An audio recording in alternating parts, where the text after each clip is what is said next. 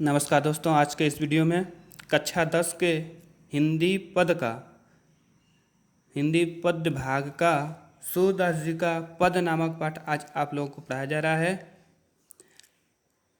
इस पद का पहले पद से देखते हैं अर्थ इसका। चरण कमल बंदो हरिराई, जाकी कृपा पांगु गिरि लांघै, अंधे को सब कुछ दर्शाई, बहिरव सुने गूंग पुनि बोले, रंक चले सिर छत्र धराई, सूरदास स्वामी करुणा में बार बार बंदौ तिहि पाई। चरण कमल रूपी चरण बंदो वंदना करता हूँ हरि राय था श्री कृष्ण के। सूरदास जी कहते हैं कि मैं प्रभु श्री कृष्ण के कमल रूपी चरणों की वंदना करता हूँ। जा की कृपा, जिनकी कृपा से पंगु लंगड़ा व्यक्ति पर्वत को लांघ जाता है या पार कर जाता है, अंधे व्यक्ति को सब कुछ दर्शाई दिखाई देने लगता है, बहिरा व्यक्ति सुनने लगता है, गूंगा व्यक्ति फिर बोलने लगता है, और रंक चले सिर छत्र धराई। रंक मतलब भिखारी या गरीब।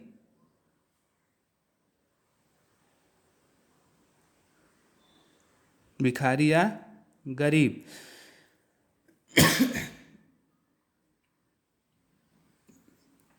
कहते हैं सूरदास जी कि रंक चले, भिखारी या गरीब व्यक्ति सिर पर छत्रक धारी राजा बनकर चलने लगता है। अर्थात अत्यधिक जो गरीब व्यक्ति है वह राजा बन जाता है ईश्वर की कृपा से। सूरदास स्वामी करुणा में, सूरदास जी कहते हैं कि मेरे स्वामी श्री कृष्ण जी बहुत ही करुणा में हैं, दयालु हैं। मैं बार बार उनके चरणों की वंदना करता हूँ। दूसरा है, अविगत गति कछु कहत न आवे, जो गूंगे मीठे फल को रस अंतर्गत ही भावे, परम स्वाद सबहि सुनिरंतर अमीत तोष उपजावे, मन वाणी को अगम अगोचर जो जाने सो पावे, रूप रेख गुण जाति जुगत बिनु निरालंब कित धावे, सब विधि अगम विचार ही ताते सूर सगुन पद गावे। इसमें सूरदास कहते हैं कि इसमें सूरदास जी निराकार ब्रह्म के गति स्थिति के बारे में बता रहे हैं।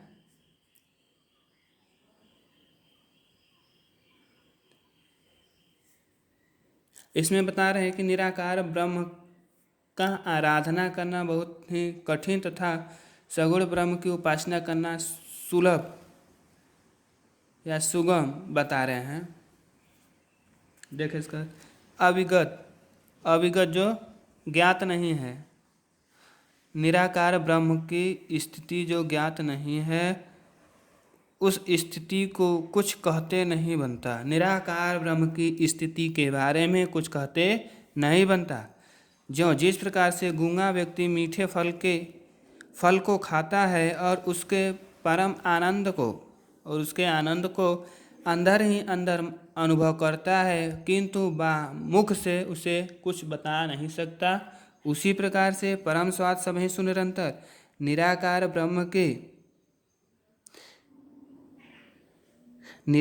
ब्रह्म के अलौकिक ज्ञान को अंदर ही अंदर अनुभव किया जा सकता है और उससे असीम सुख को प्राप्त किया जा सकता है, किंतु उस अलौकिक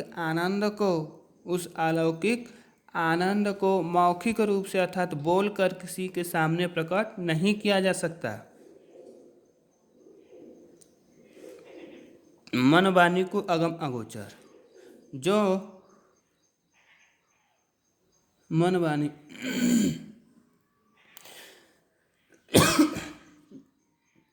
जो निराकार ब्रह्म हमारे मन और वाणी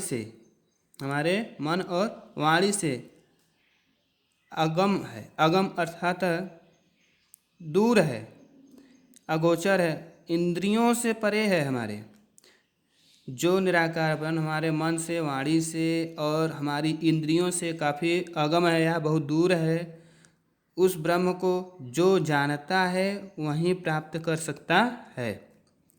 इस प्रकार से निराकार ब्रह्म का ना कोई रूप है, ना कोई रूपरेखा है, ना कोई गुण है, ना कोई जाति युक्ति है। इस प्रकार निरालंब बिना किसी सहारा के कहाँ कहाँ दौड़ा जाए, कित धावे कहाँ कहाँ दौड़ा जाए, सब विधि अगम विचार हैं। इस प्रकार से निराकार ब्रह्म को सब विधि हर प्रकार से तात्पर्य मतलब इसलिए सब विधि सभी विधियों से अगम अगम सभी विधियों से अगम न पहुँच पाना, इसलिए निराकार ब्रह्म को न प्राप्त कर पाना, ऐसा सभी विधियों से विचार करके मैं अर्थात सूरदास जी कह रहे हैं कि तब मैं सगुण पदों का गुणगान कर रहा हूँ। अगला देखते हैं। किलकत कान घुटुरुअनि आवत, मणिमय कनक नंद कै आंगन, बिंब पकड़िबे धावत। कबहु निरखि हरि आपहु छाव को, करसो पकड़न चाहत, किलक की हसत राजत द्वैदतियाँ, पुनि पुनि तिहि अवगाहत। कनक भूमि पर कर पग छाया, यह उपमा इक राजति, करि करि प्रतिपद प्रतिमनि वसुधा, कमल बैठकी साजथि, बाल दशा सुख निरखि जसोदा, पुनि पुनि नंद बुलावती, अचरातर लय ढाकी, सुर के प्रभु को दूध पियावती। इसमें श्री कृष्ण के बाल दशा का वर्णन करते हुए श्री सूरदास जी कह रहे हैं कि किलकारी मारते हुए कान्ह कृष्ण जी घुटुरुअन घुटनों के बल आवत चले आ रहे हैं। श्री कृष्ण जी किलकारियाँ मारते हुए घुटनों के बल चले आ रहे हैं। मणिमय मणियों से कनक सोने से जड़े हुए नंद बाबा के आंगने में बिंब अपनी प्रतिछाया को प्रतिबिंब को पकड़ने के लिए धावत दौड़ रहे हैं। कबहू कभी निरखी देखकर हरि श्री कृष्ण आपू छाव को अपने ही प्रतिछाया को करसों हाथ से पकड़ना चाहते हैं। किलक हसत राजत द्वैदत्य, जब अपनी प्रतिछाया नहीं पकड़ पाते हैं तो वे किलकारियाँ मारकर हंसने लगते हैं। और राजत द्वैदतियाँ, तब राजत सुशोभित होता है, उनके आगे के दो दतियाँ दोनों दांत। पुनि पुनि तिहि अवगाहत, यह प्रक्रिया श्री कृष्ण जी पुनि पुनि बार बार दोहराते हैं। कनक भूमि पर सोने से जड़ी हुई भूमि पर कर पग छाया, श्री कृष्ण के हाथ और पैर की प्रतिछाया प्रतिबिंब एक उपमा को सुशोभित करती है। ऐसा प्रतीत होता है कि करि करि प्रतिपद प्रतिमनि वसुधा, ऐसा प्रतीत होता है कि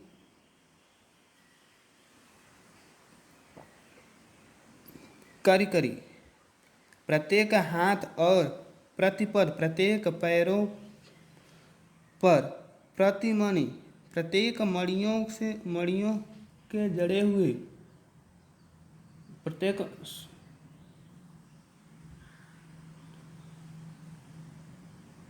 श्री कृष्ण के प्रत्येक हाथ और प्रत्येक पैर की छाया पृथ्वी रूपी सोने से जड़े हुए मणियों में ऐसी प्रतीत होता है मानो प्रत्येक मणि में उनके बैठने के लिए कमल बैठकी साजती। ऐसा प्रतीत होता है कि प्रत्येक मणि में उनके बैठने के लिए प्रत्येक मणि में उनके बैठने के लिए पृथ्वी कमल बैठकी साजती, कमल का बैठकी आसन साजती सजाती है। ऐसा प्रतीत होता है श्री कृष्ण के प्रत्येक हाथ और प्रत्येक पैरों की छाया ऐसी प्रतीत होता है कि मानो प्रत्येक मणियों में प्रत्येक मणि रूपी पृथ्वी रूपी सोने के फर्श पर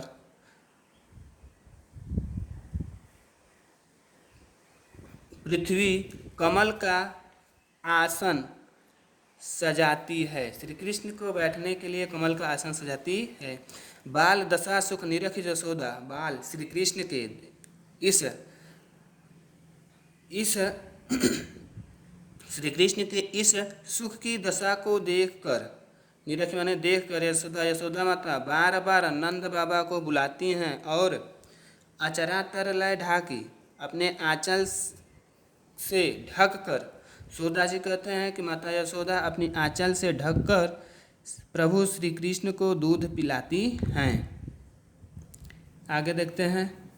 मैं अपनी सब गाय चराए हों प्रातः हो तो बल के संग जय हों तेरे कहे न रहे हों ग्वाल बाल गायन के भीतर न कहूँ डर नहीं लागत आज न सोवें नंद दुहाई रैनी रहोगे जागत और ग्वाल सब गाय चराए हैं मैं घर बैठे रहे हूँ सूर्य श्याम तुम सोई रहो अब प्रात जान मैं दे हूँ।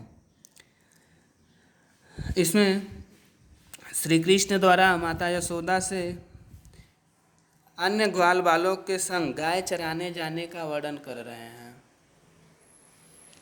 सूरदास जी यह बता रहे हैं कि श्री कृष्ण जी किस प्रकार से माता यशोदा से अन्य ग्वालों के साथ गायों को अपने चराने के लिए कह रहे हैं। देखते हैं। मैं अपनी सब गाय चराऊं, श्री कृष्ण जी माता यशोदा से कहते हैं कि मैं अपनी सभी गायों को चराने जाऊंगा। हे माता, मैं भी अपनी गायों को चराने जाऊंगा।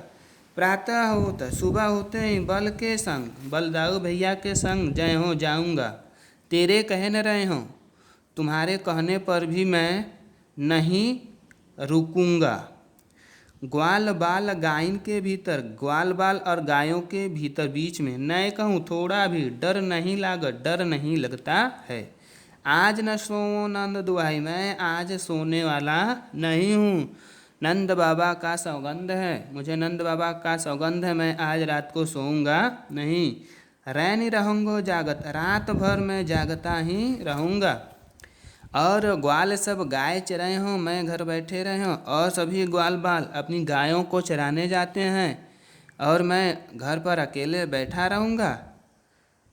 सूरदास जी कहते हैं कि श्री कृष्ण की इन बातों को सुनकर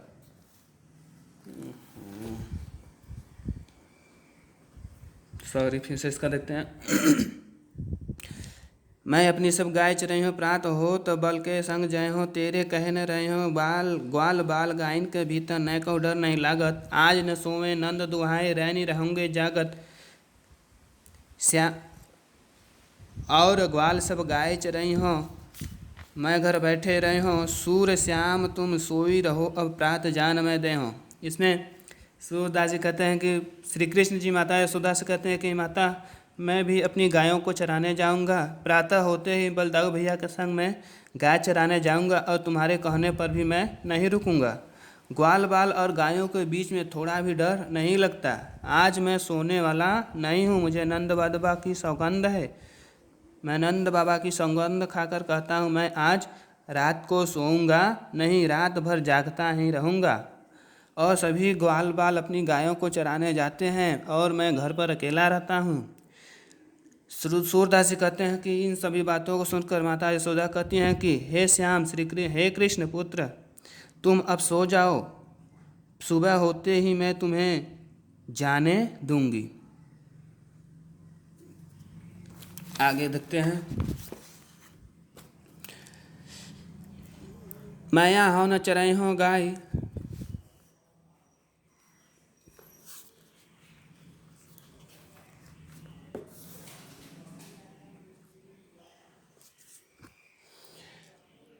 मैया हन चरय हो गाय सिगरे ग्वाल घिरावत मोसो मेरे पाई पिराई जौन पत्याई पूछ बलिदाऊ अपनी सौह दिवाई। यह सुनी माई जसोदा ग्वालिन गारी देत रिझाई मैं पठवती अपने लड़का को आवे मन बहराई सूर्य शाम मेरो अति बालक मारत ताई रिंगाई। इसमें क्या होता है कि जब श्री कृष्ण गाय चराने जाते हैं तो अगले दिन आकर अपनी माता से कह रहे हैं कि माता जी अब मैं गाय चराने नहीं जाऊंगा। इसी का वर्णन इसमें किया गया है। क्यों नहीं जाएंगे इसको सूरदास जी बता रहे हैं, देखते हैं।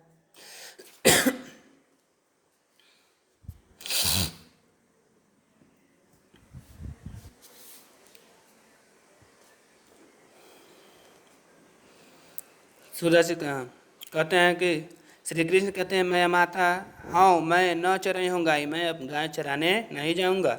सिगरे ग्वाल सभी ग्वाल बाल घिराओत मोसो, मुझसे ही घिराते हैं हकवाते हैं, अपनी गायों को मुझसे ही हकवाते हैं। और मेरे पाई पिराई जिससे मेरा पैर दर्द करने लगता है। ज्यों न पतियाई पूछी बलिदाऊ, अगर तुम्हें विश्वास नहीं होता, अगर आप पतिया नहीं रही मेरी बातों को, बलदाऊ भैया को बुलाकर उनसे पूछ लो। किंतु जब उनसे पूछना तो अपनी सौगंध दिलाकर ही उनसे पूछना, नहीं तो वो भी झूठ बोल जाएंगे। यह सुनी माई यशोदा ग्वालिन, इन बातों को सुनकर माता यशोदा ग्वालिनों को गालियाँ देने लगती हैं। गारी देती रिसाई, रिसाई मतलब गुस्सा होकर। इन सभी बातों को सुनकर यशोदा माता गुस्सा होकर सभी ग्वालिनों को गाली देने लगती हैं। बोलती हैं मैं पठवती अपने लड़का को, मैं अपने पुत्र को इसलिए भेजती हूँ, पठवती मैंने भेजती हूँ, लड़का मतलब पुत्र को, मैं अपने पुत्र को इसलिए भेजती हूँ कि आवे मन बहराई, अपना जाए और अपना मन बहलाए। सूरज कहते हैं यशोदा माता कहती हैं कि श्याम मेरु अति बालक, मेरा पुत्र अभी बहुत ही छोटा है, मेरा पुत्र कृष्ण अभी बहुत ही छोटा बालक है। मारत ताहि रिंगाई, सब मेरे पुत्र को दौड़ा दौड़ा कर, रिंगाई मतलब घुमा घुमा कर या दौड़ा दौड़ा कर मारते हैं। सभी मेरे पुत्र को घुमा घुमा कर या दौड़ा दौड़ा कर मारते हैं। चलिए ठीक है, आज के इस भाग में इतना ही। अगले भाग में इसका आगे वीडियो बनाया जाएगा। धन्यवाद।